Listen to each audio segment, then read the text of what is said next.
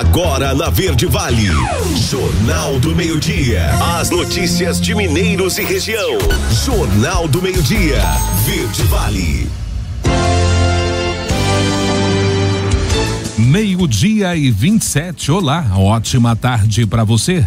Estamos começando pela Verde Vale FM, uma emissora do Sistema Verde Vale de Comunicação, mais uma edição do Jornal do Meio-Dia. Hoje é quinta-feira, 30 de junho de 2022. Redação e apresentação Wesley Pereira e Daliano Oliveira. Vamos aos destaques dessa quinta-feira. Comiva inicia 20º ciclo cooperativista de palestras na Expo Mineiros Rodeio Show 2022. Quase 1.000 gestores e professores da Rede Estadual de Educação se reúnem para discutir melhorias no ensino público em Goiás. Receita paga hoje restituições do segundo lote do Imposto de Renda 2022. Brasil registra 21 casos confirmados de varíola dos macacos. SISU 2022, inscrições para a seleção do segundo semestre termina nesta sexta-feira. Mega Sena pode pagar 37 milhões de reais nesta quinta-feira. Polícia cumpre mais de 40 mandados contra grupo suspeito de roubo de caminhões, cargas e receptação em Goiás e em mais 7 estados. Plano Safra 2022-23 é de 340 bilhões de reais. Os detalhes destas e outras notícias você vai conferir a partir de agora aqui no Jornal do Meio-Dia. Jornal do Meio-Dia. A notícia como ela é. 12:29, uma ótima tarde para você. A Receita Federal paga hoje, quinta-feira, as restituições do segundo lote do Imposto de Renda à Pessoa Física 2022. O lote também contemplará restituições de anos anteriores. Ao todo, 4.250.448 contribuintes vão receber 6,3 bilhões de reais.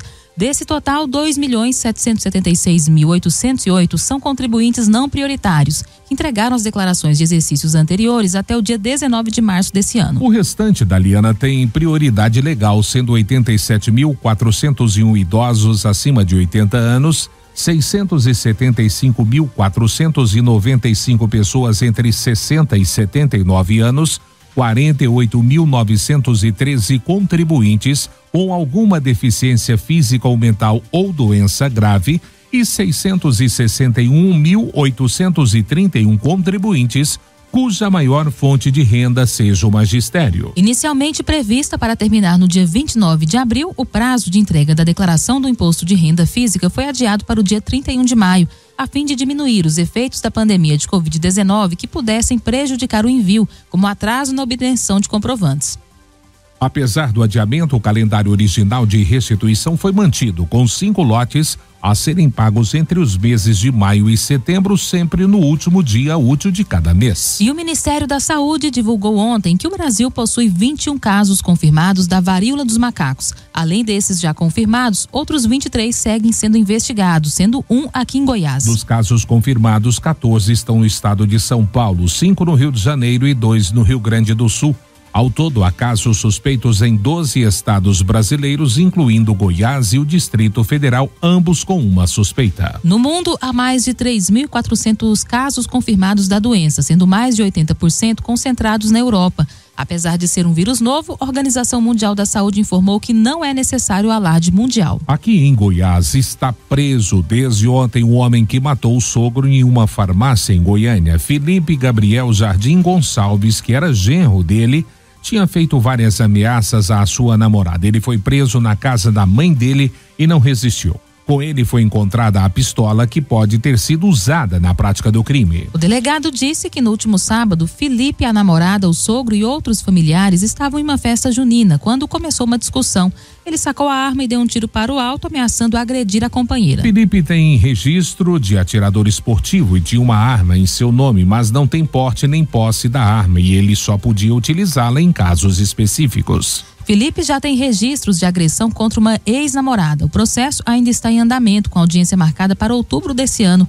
E a filha de João do Rosário, namorada dele, também era vítima de agressões. E os principais eventos da reta final de inaugurações, das quais o governador Ronaldo Caiado poderá participar até as eleições, serão na região metropolitana de Goiânia, com destaque para Aparecida. O governador, que fica proibido de participar de eventos de entrega de obras a partir de sábado, inicia a agenda desta quinta-feira com a entrega de 900 apartamentos na cidade do ex-prefeito Gustavo Mendanha, seu adversário na corrida pelo Palácio das Esmeraldas. Em seguida, mais uma vez, vai a Trindade para participar da chegada da Romaria de Carros de Boi e volta a Goiânia, onde entrega a reforma do Centro da Juventude da OVG. Ontem, também na capital, ele apresentou ônibus da nova frota do Eixo Anhanguera. A finalização da sequência de visitas, que passou por 30 cidades em junho, será em Uruaçu, onde serão inauguradas escola, estação de tratamento de água e a unidade de oncologia do Hospital Centro-Norte. Ficarão a cargo dos auxiliares de Caiado entregas como as de obras de pavimentação em 17 municípios.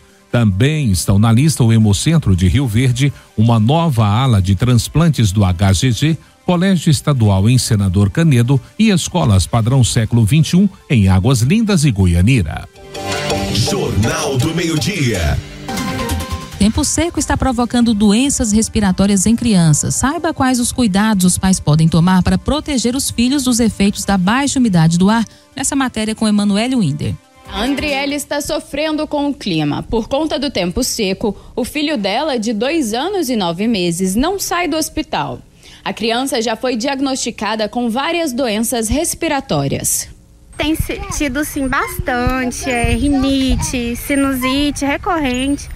E eu tenho tentando, sempre levando no médico, dando antialérgicos, antibióticos, lavando bastante o narizinho com soro fisiológico todos os dias. Segundo André Amorim, gerente do Centro de Informações Meteorológicas e Hidrológicas de Goiás, o estado está em alerta por causa dos baixos índices da umidade relativa do ar. Para esta semana, estamos aí em nível de atenção e também já de alerta, onde nós temos um índice de umidade relativa abaixo dos 20%. Aí entramos em situação de alerta, ficando realmente a índices que traz preocupação a toda a população. A baixa umidade traz inúmeros prejuízos, principalmente para as crianças, que são as que mais sofrem com o clima. Por conta do tempo seco, muitos pais preferem levar os filhos para ambientes abertos, como parques, por exemplo. Mesmo assim, outros cuidados precisam ser tomados nesse período. De preferência no sol mais fresquinho da manhã, antes das 9 ou depois das 17. Parques, ambientes abertos, de preferência gramados. Quando a gente tentar evitar lugares com muita poeira, com um acúmulo de muita poeira. E mesmo quando em casa isso não é possível, fechar, abrir a janela para ventilar, mas depois fechar para que a poeira não entre. Colocar roupas molhadas, tipo o varal da roupa para secar no quarto da criança, para umidificar esse ambiente. O uso de umidificadores também pode ser feito. Lembrar de trocar água todos os dias. Emanuele Winder, da Agência Brasil Central. E vamos ao esporte. Coube a Andréas Pereira, em sua provável despedida, dar a vitória ao Flamengo por 1-0 sobre o Tolima nesta quarta-feira na Colômbia. O volante acertou um lindo chute de fora da área e garantiu ao time carioca a vantagem para o jogo de volta das oitavas de final da Libertadores no Maracanã na próxima quarta-feira. O empréstimo do volante ao Flamengo termina nessa quinta-feira e, ao que tudo indica, ele terá que voltar ao Manchester United. Contra o Tolima, ele acertou um chutaço ainda no primeiro tempo, que terminou por ser o da vitória. Entusiasmado, tirou até a camisa na comemoração e levou o amarelo. O clube tentou abaixar o valor para comprá-lo, mas os ingleses já programam o futuro do atleta, que nem segue com a delegação para o jogo contra o Santos. O Flamengo deixa a Colômbia hoje e vai direto para São Paulo. Nesta sexta-feira segue para Santos, onde no sábado, às 19 horas, enfrenta o Peixe na Vila Belmiro pelo Campeonato Brasileiro. E a quinta-feira começou com os preços futuros do milho operando no campo misto da Bolsa Brasileira, porém com a maior parte das cotações com movimentações altistas, por volta de 9,21. O vencimento julho 22 era cotado a R$ 84,95 a saca. Já o setembro 22 valia R$ 87,61. O novembro 22 foi negociado a R$ 90,28 e finalmente o janeiro 23 e teve valor de R$ 92,00 a saca, uma queda de 0,66%. O mercado do milho, que segue firme com preços entre R$ 91 e R$ 95,00 para as posições nos portos, dentro de patamares interessantes, em plena colheita da safrinha. No próximo mês, estaremos no pico da colheita, é o que comentou o analista de mercado da Brandalize Consult, Vlamir Brandalize. Já a Bolsa de Chicago abriu a quinta-feira se mantendo no campo negativo para os preços internacionais do milho futuro, enquanto que aguarda a divulgação de novos reportes do Departamento de Agricultura americano que saem ainda hoje. Jornal do Meio-Dia. Agora, na Verde Vale, os comentários de Alexandre Garcia. Bom dia. Saiu o maior plano safra da história para o agro, que esperava 300 bilhões, deu mais de 340 bilhões. E principalmente vai beneficiar a agricultura familiar.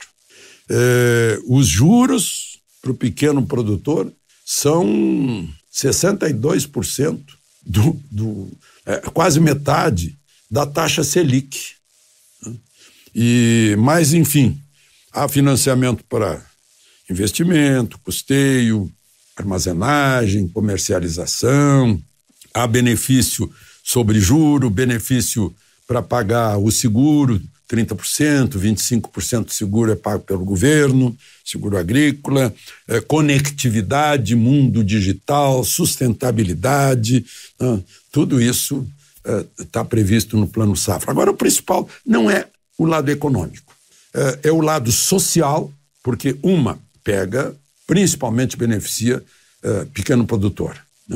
Segundo o IBGE, 53% da produção vem de cooperativas e 71% dos cooperativados, dos associados, são pequenos produtores familiares, é agricultura familiar.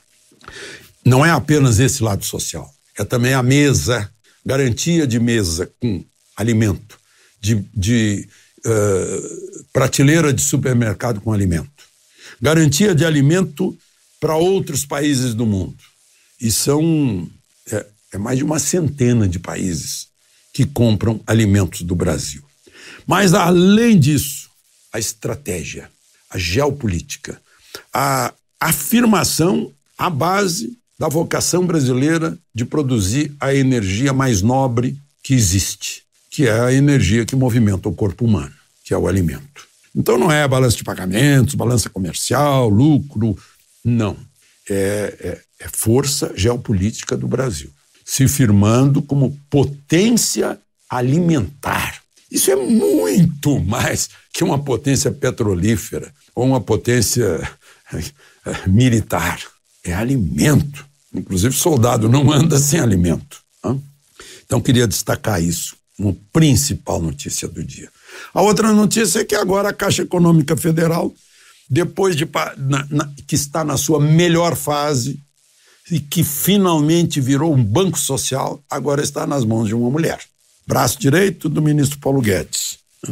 É a ex-secretária de Produtividade e Competitividade, Daniela Marques, que tem 20 anos no mercado financeiro, no setor financeiro. Ela substitui Pedro Guimarães, que infelizmente teve que sair para não respingar no governo denúncias que estão sendo investigadas de assédio de 5 funcionários. A gente nunca sabe, mas enfim, está em investigação. O Pedro Guimarães foi 147 vezes em fins de semana conhecer esse país, abrir agência e prestar solidariedade e apoio a comunidades as mais esquecidas. Alagados, Pantanal, Floresta, Ilha de Marajó, favela, por toda parte. Virou um banco agrícola, né? Cresceu 800% para o agro. É o maior banco imobiliário brasileiro, metade do empréstimo imobiliário. Tem 2 milhões de pessoas beneficiadas. Né? Enfim, com o fundo de garantia, administra trilhões, né? Para ser mais exato, 2,674 bilhões, agora nas mãos da Daniela Marques. Bom, e um outro assunto de hoje, vejam só que Wall Street Journal publica uma reportagem mostrando que o Brasil é a prova de que quanto mais a pessoa se prepara para se defender e defender sua vida e seu patrimônio, caem os homicídios. E mostra o Brasil como prova disso. Do início do governo Bolsonaro até hoje, despencaram os homicídios. Em 2017 eram 64 mil, agora são 47 mil, o equivalente a 73% daquela época. Enquanto isso, os caçadores, atiradores e colecionadores, esse registro para ter arma em casa, subiu de 63 mil para 673 mil, mais de 10 vezes. Ou seja, quem está mal intencionado fica desconfiado que pode ter arma em casa e não vai. De Brasília, Alexandre Garcia. Você ouviu os comentários de Alexandre Garcia. Oferecimento. O Centro de Diagnósticos de Mineiros tem realizado grandes investimentos em modernização, garantindo alta tecnologia em imagem, com equipamentos de última geração para sua maior segurança e tranquilidade. Corpo clínico altamente especializado. No Centro de Diagnósticos, você conta com tomografia computadorizada, ressonância magnética de alto campo, mamografia 100% digital, densitometria óssea e Doppler fluxometria. Centro de Diagnósticos de Mineiros, sempre presente excelência em atendimento e qualidade técnica. Agende seu horário 64 3661 1799 ou pelo WhatsApp 64 99951 9680. Acesse o nosso site www.cdmineiros.com.br. 12:48, o primeiro intervalo do Jornal do Meio-Dia, e já vamos destacar para você: SISU 2022, inscrições para a seleção do segundo semestre termina amanhã, sexta-feira. Mega Sena pode pagar 37 milhões de reais nessa quinta-feira. Polícia cumpre mais de 40 mandados contra grupo suspeito de roubo de caminhões, cargas e receptação em Goiás e em mais 7 estados. Não saia daí, voltamos já trazendo todos os detalhes destas e outras notícias. Jornal do Meio-Dia. Termina nesta sexta-feira o prazo de inscrição para o Sistema de Seleção Unificado, o SISU, do segundo semestre desse ano. As inscrições podem ser feitas até às 23h59 do dia 1º de julho, por meio da página do programa. Para participar, o candidato deve ter tirado nota superior a 0 na redação e não pode ter participado do Enem na condição de treineiro. O SISU usa as notas do Enem 2021 para selecionar alunos que irão estudar em instituições de ensino públicas. No ato da inscrição, ele deve marcar 2 opções de curso e ficar atento às notas de corte parciais divulgadas diariamente ao longo do período de inscrição. Antes disso, os interessados podem consultar quantas vagas estão disponíveis por curso e por modalidade e quais as regras do processo seletivo de cada universidade, como, por exemplo, notas mínimas exigidas ou regulamento para as cotas sociais. E o concurso 2.496 da Mega Sena pode pagar um prêmio de 37 milhões de reais para quem acertar as 6 dezenas. O sorteio ocorre às 20 horas desta quinta-feira em São Paulo. A aposta mínima custa R$ 4,50 e pode ser realizada também pela internet até às 19 horas. O último sorteio da Mega na terça-feira, nenhuma aposta acertou as 6 dezenas. E a Polícia Civil cumpre nesta quinta-feira mais de 40 mandados de busca e apreensão contra um grupo suspeito de roubo de carga e de carro, receptação e lavagem de dinheiro.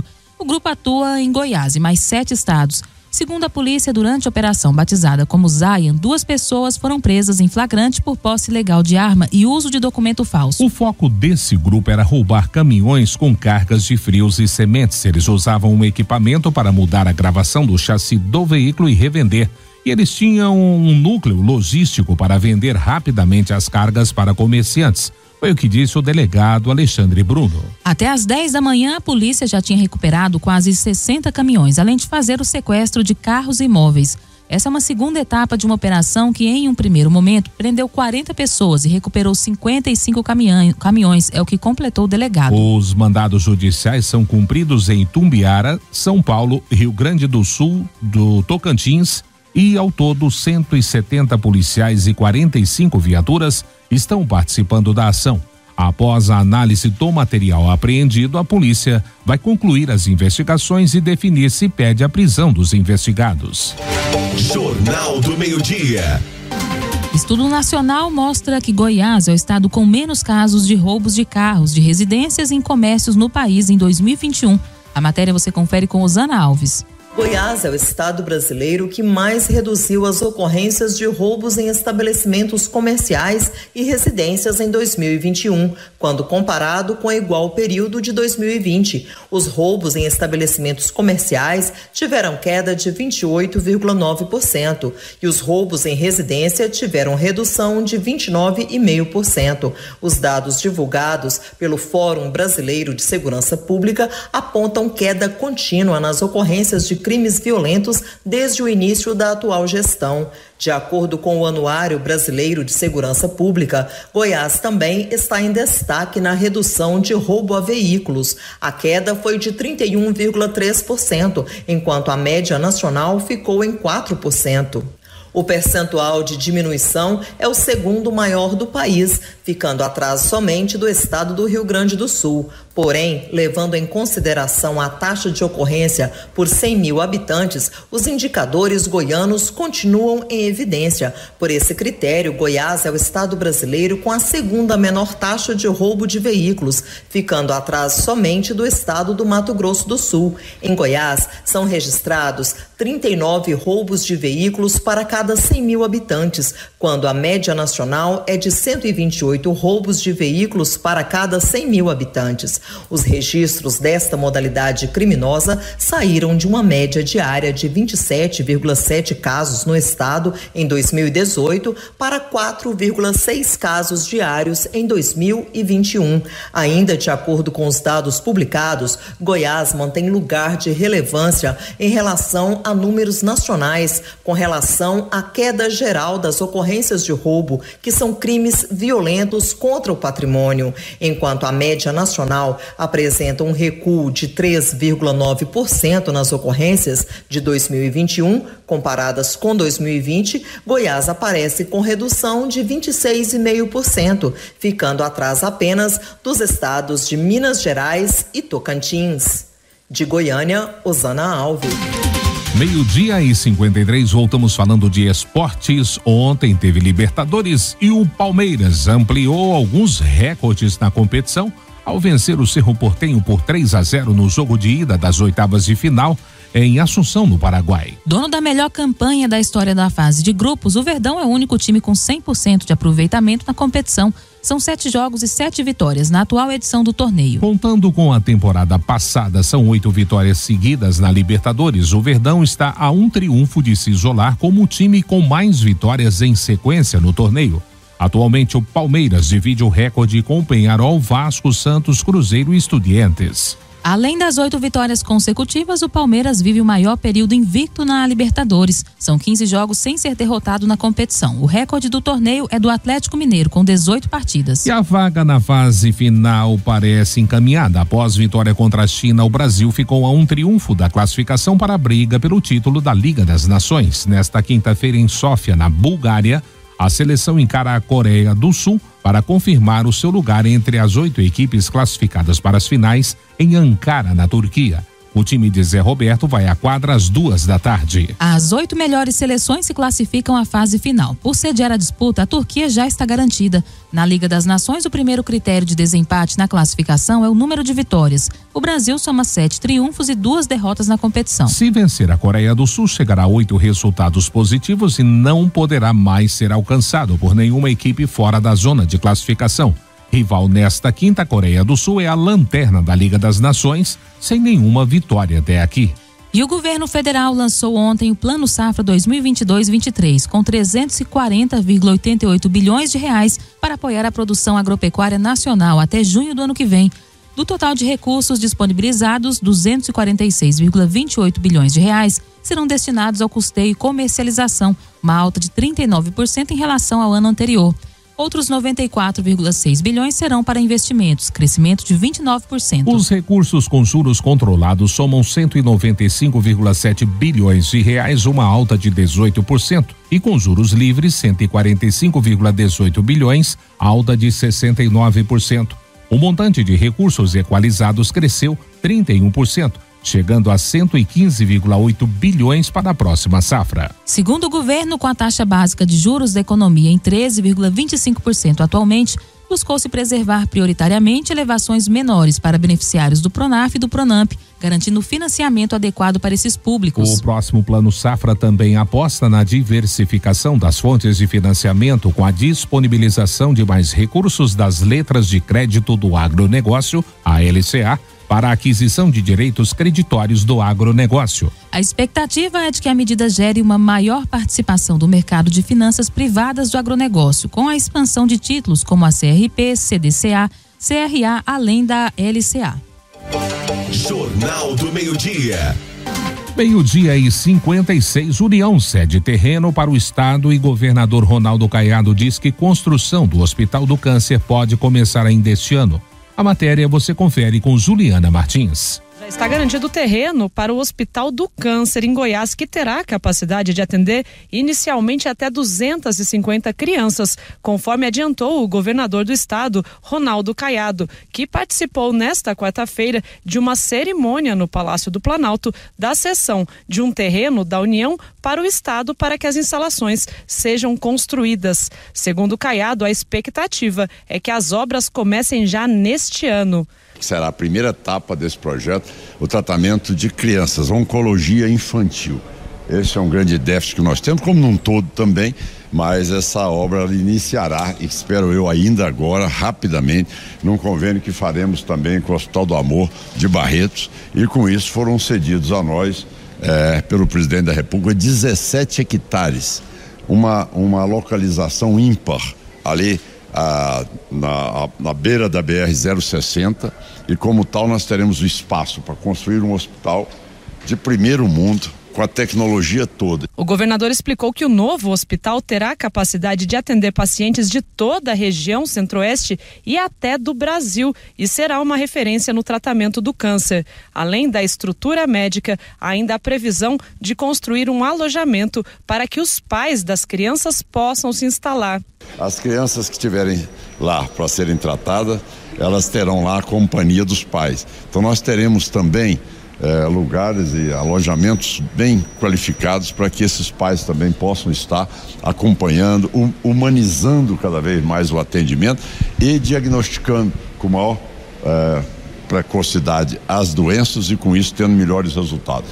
A cessão desse terreno da União, que era da Embrapa para o estado de Goiás, contou com a presença de diversos parlamentares de partidos diferentes. Isso mostra que a saúde não tem ideologia. O presidente Jair Bolsonaro assinou e agora a expectativa é que a bancada goiana destine dinheiro para que essa obra seja concluída o mais rápido possível. É extremamente importante, nós já temos outras unidades de câncer em várias partes do estado, mas é muito importante, é uma doença que quase toda a família tem uma situação semelhante, um problema desse, e a prioridade do nosso governo é cuidar da saúde e cuidar da vida.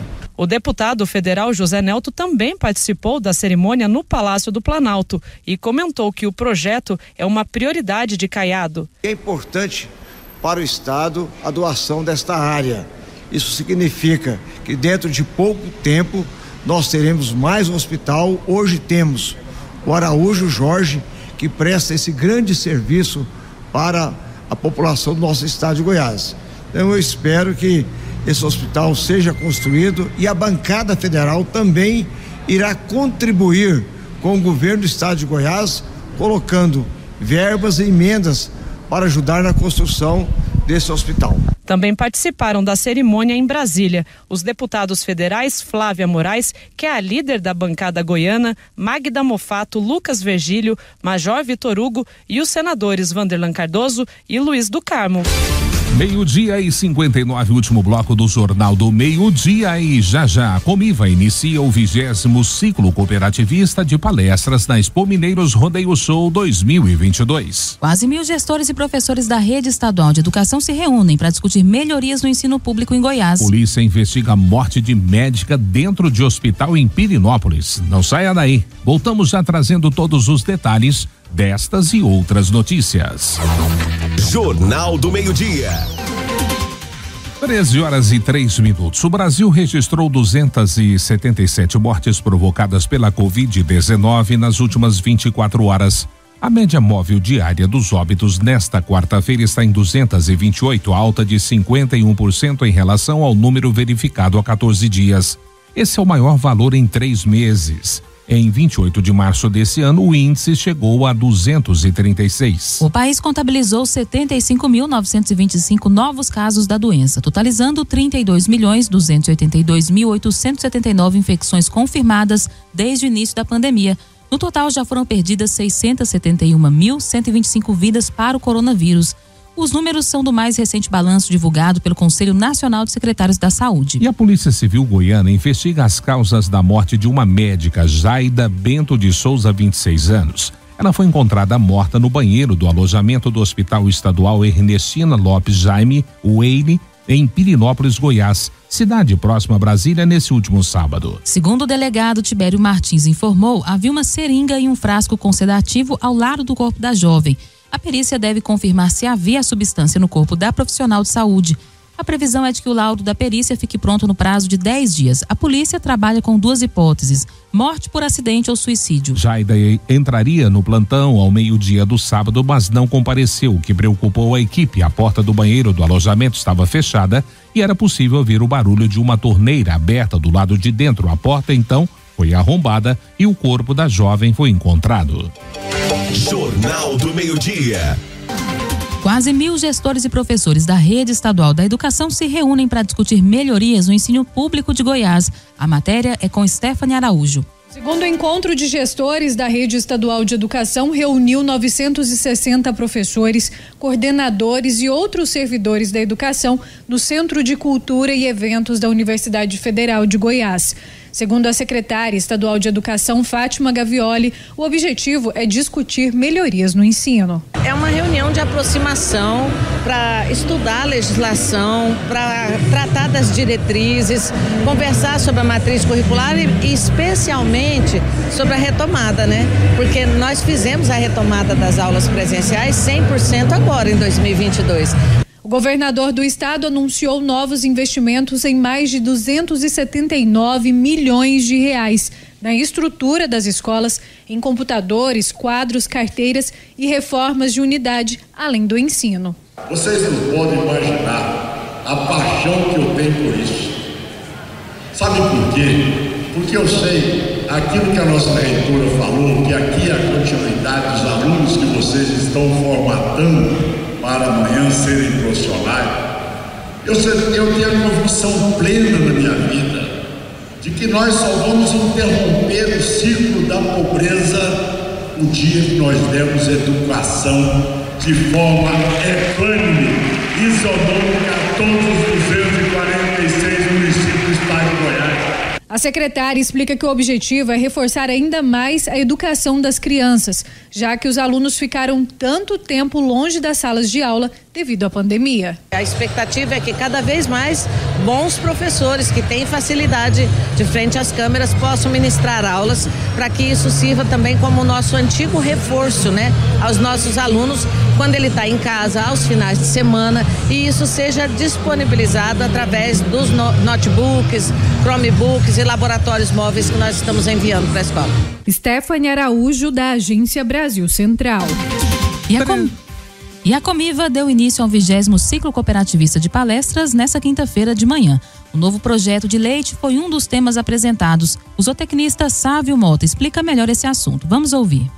Bom, nós falamos hoje com o nosso cooperado, com o nosso produtor de leite, a respeito de um novo projeto que a Comiva está encabeçando e está tentando desenvolver na região, que é a produção de bezerros de corte nos rebanhos leiteiros. Durante muitos anos, o produtor de leite, ele tem muita dificuldade de comercializar o seu bezerro oriundo das suas vacas leiteiras. E o projeto da cooperativa, esse projeto Corte Leite, ele vem para tentar solucionar esse problema, que é vender, para quem vender e por quanto vender o bezerro de leite produtor. Então nós estamos introduzindo uma tecnologia nova da empresa ABS de genética, que é a tecnologia do Beef Fox. São touros melhoradores para vacas de leite e que vão produzir um produto, um bezerro de corte com características que atendam ao mercado. E é isso que nós viemos trazer hoje para o produtor, trazer uma solução e trazer mais uma fonte de renda para a sua atividade. Eu gostaria de convidar a todos os ouvintes e a todos os nossos clientes e cooperados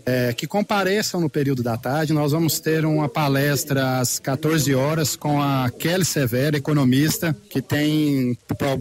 que faz vários programas de televisão sobre a economia no agronegócio. Para onde vamos com essas novas dificuldades apresentadas ao agronegócio? Venham ao nosso stand, venham ao stand da Comiva, compareçam que vai dar muitos frutos a essas palestras que estamos desenvolvendo. O Jornal do Meio-Dia estará de volta amanhã. Boa tarde.